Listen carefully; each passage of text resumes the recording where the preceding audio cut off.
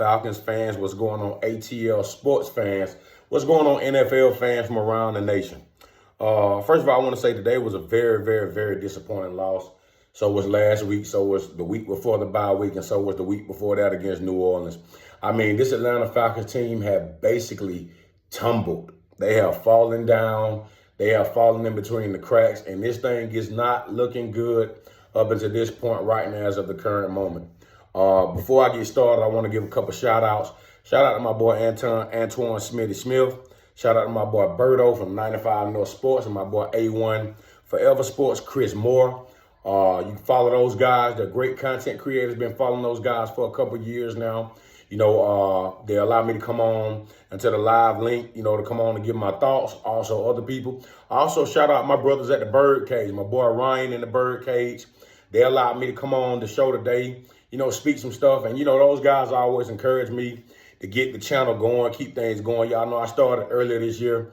As I told y'all before, my last actual video that I made, I started kind of rolling in the beginning of the summertime. My pop died back in July, so that kind of, you know, threw things back. And I am a high school football coach and a teacher, so I was busy with that. The season is long over now, you know, but I want to get more and more involved with this content creator stuff because those guys, they encourage me. They like my thoughts that I bring, the knowledge of the game, you know, understanding the sport, you know, and keeping it real, you know, win, lose, or draw, keeping it real based on the knowledge of the game, you know, and just presenting facts, you know, making sure that if you're going to do this, making sure you give people correct information and that, you know, people don't question what you're doing and that they can actually learn and grow their knowledge based on what you have to offer. But like I said, shout out to those guys. You can check those guys out. You can follow those guys on Instagram and on Twitter.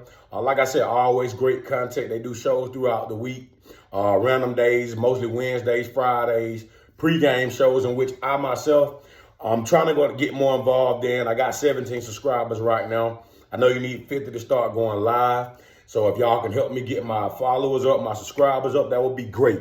But diving into this thing, I'm going to go ahead and play this clip from Raheem Morris from the post-game show. And before I do so, I'm going to just talk a little bit. I'm going to be honest with you guys. Truth be told, Kirk did play a lot better today. He looked a little bit more like himself today.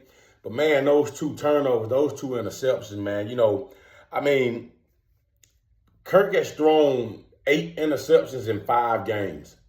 I mean, that's a recipe for disaster. That's a recipe to lose. I mean, you're talking about losing a football game. Turn the ball over 8 times. You know, Ray McCloud did have the fumble on the kick return, but I'm not going to put so much on Ray McCloud. You know, we have so many questions at this point.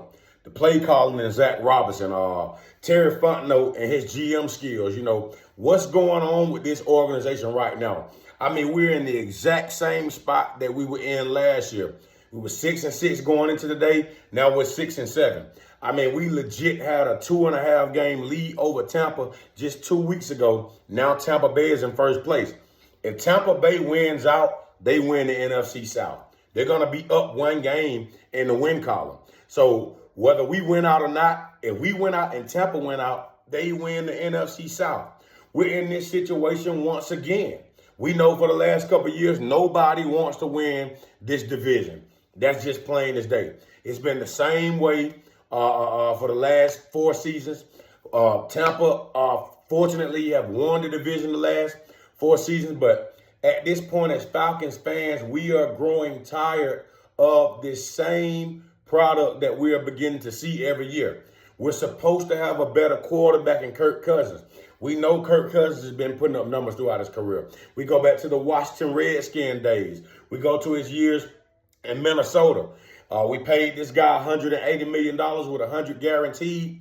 And, man, this thing is looking really, really, really, really bad right now. So I'm going to go ahead and play this post-game clip from Raheem Morris, and I'll come back with some more info. You're sticking with Cousins. You don't have any questions. You know, everything is always discussed when you go watch the tape and do all those type of things. But, like, Kirk Cousins is our quarterback.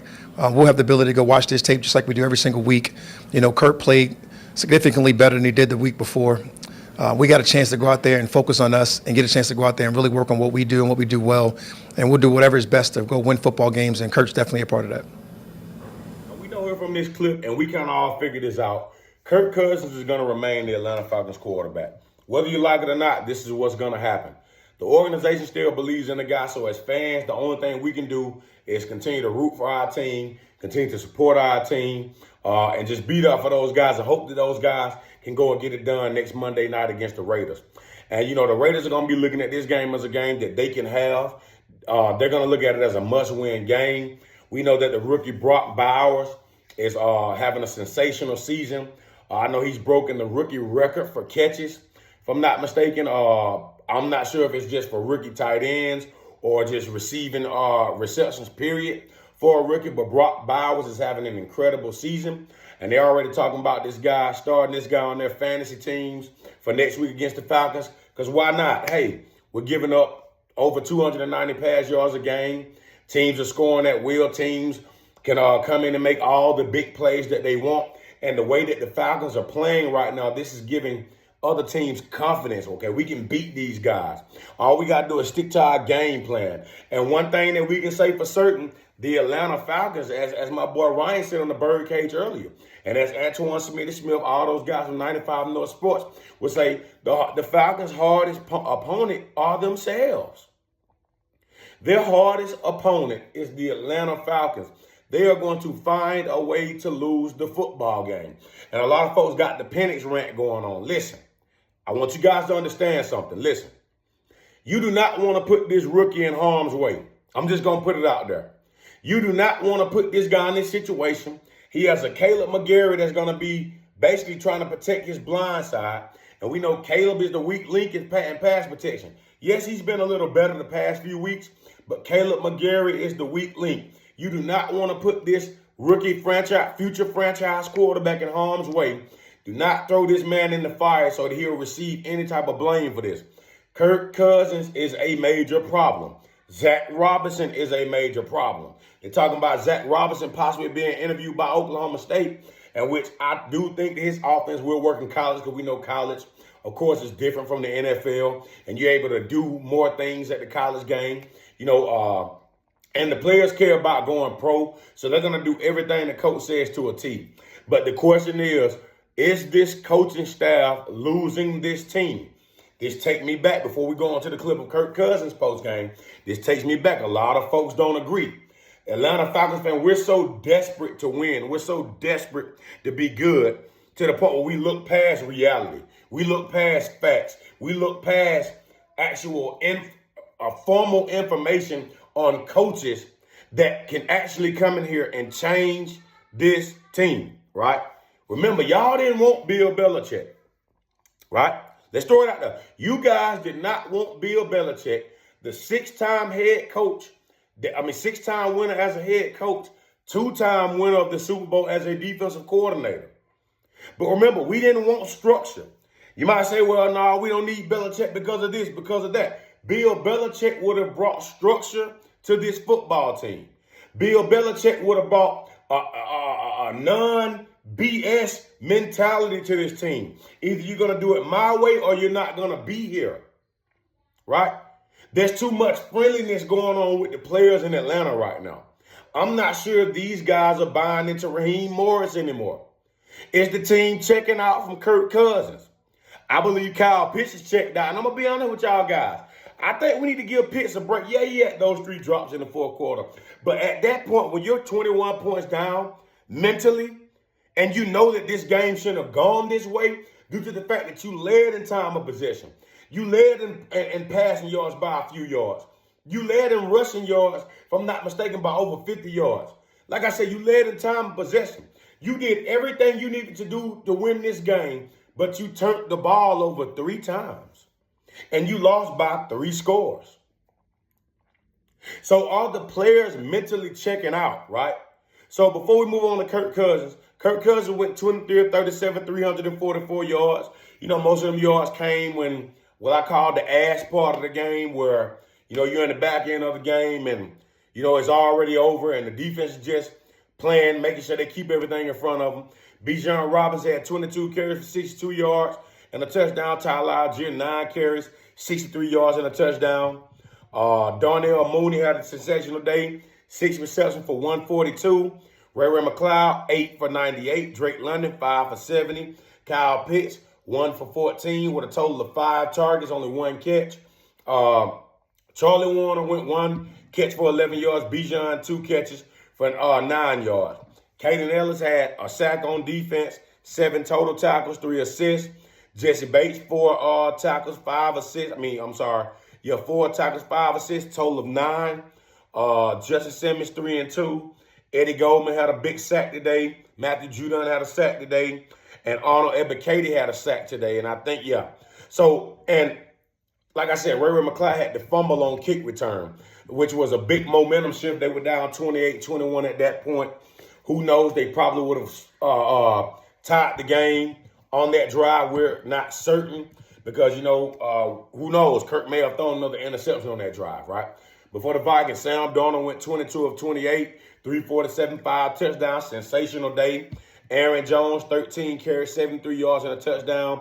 Cam Akers came in, got 5 carries, 37 yards, no touchdowns. Jordan Addison, 8 for 133, 3 touchdowns.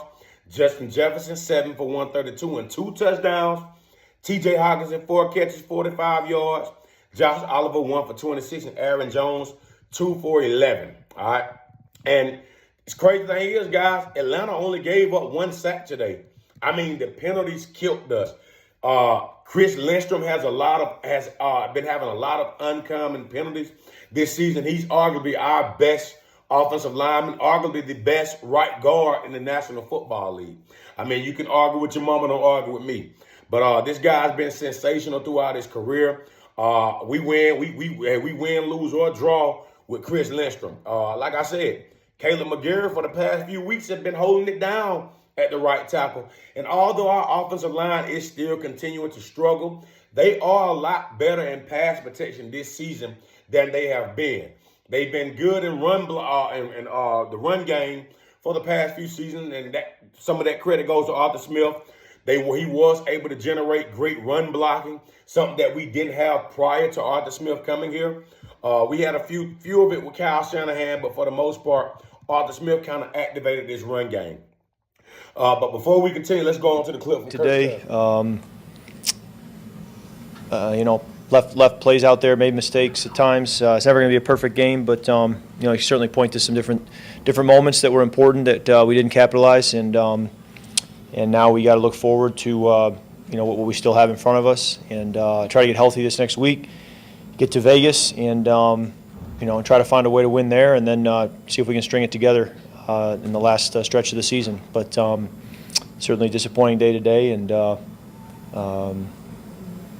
those are my thoughts. Take any questions you have. Yeah, Kirk, it definitely was a disappointing day. Like I said, the first interception, cool. Quarterbacks are going to make mistakes in games. I mean, no quarterback is going to have a perfect game. We see it rarely.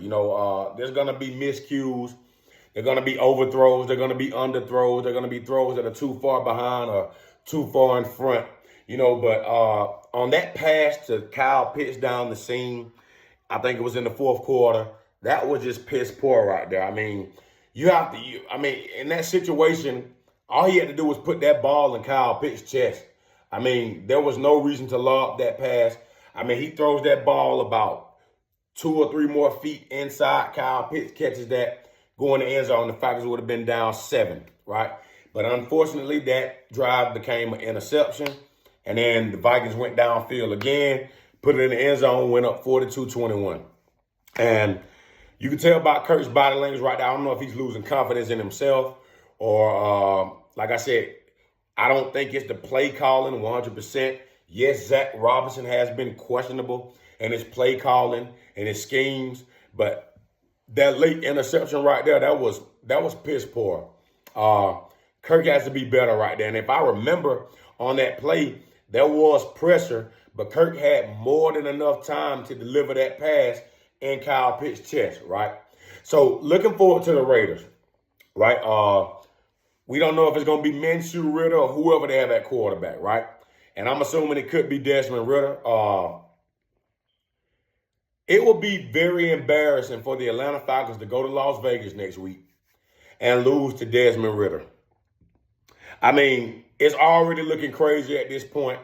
And from Arthur Blank being the owner and Terry Fontenot, I'm going to tell you guys something. Don't be shocked if by the time you guys play New York after next week, in 2 weeks from today, don't be shocked if the attendance numbers are low. Because I'm going to tell y'all something. As fans, we are getting tired of seeing this. I understand that, X's and O's are different from thoughts of people that are not inside the organization. The only people that really matter are the people inside of the organization when it comes to football. But in the National Football League, people are paying their hard-earned dollars to come see these games. You have people that travel out of state with the Falcons, road games. We have people in Minnesota that are spending money on party buses, hotels, right? And I get it. That's not the team's fault. But at the same time, how much do you value your fans? Falcons, ownership, GM, coaches. When will you consider the fans? When will you consider the people that are supporting you all? Right now, we know the NFL analysts, NFL Network, Fox, CBS, they all think you are a joke. The only people that still believe in the Falcons are the fans. The people that are buying tickets, the people that are buying Falcons gear, the people that are creating Falcons content. And I'm not trying to get up into one of those crowd moments, being one of those fans that just want to blurt out. I want to keep it real. You guys are losing Atlanta. This is the same story. Looking like it's going to be 7-10 again if we win another game. Now to the Atlanta Falcons. I think the best way to come back from this and to show the fans that you appreciate us, you guys must win out. I think the only way you guys win this division now is if you win out. Maybe Tampa lose to the Chargers. Maybe they lose to the Saints. Who knows? But the best way for you guys to secure a playoff spot and to win this division, you must win your remaining 4 games. We do not want to see another season go down the drain. I'm going to be honest, though. I don't know if I really want to see this team in the playoffs. I don't trust Kirk Cousins in the playoffs. I do look forward to Michael Penix in the future, but throwing Michael Penix into this situation, fans, it's probably not going to happen. They paid this man $100 million guaranteed with a total contract of $180 million. They're going to ride this man till the wheels fall off. But in this situation, the bolts on the tire already done came out. So with that being said, to the Atlanta Falcons ownership, to the coaching staff, to GM Terry Fontenot, your jobs are on the line. And personally, I'm going to be honest, if I'm Art Blank, I'm not going to wait 2 and 3 more years, right? I get it. I'm not going to go and say that Raheem shouldn't get another year, right? Because, who knows? We never know what the situation is, right? We just never know with this team. But, I don't believe that the 49ers are probably going to bring Kyle Shanahan back. I don't know. They may get rid of Shanahan and bring in Bill Belichick. Who knows? But if I'm the Atlanta Falcons and I can move on from Raheem Morris, I will bring back Kyle Shanahan. Think about it. A Kyle Shanahan with a Michael Penix Jr. next season. Only one problem is we still going to have this expensive backup, right? In which we probably can't remove until after next season.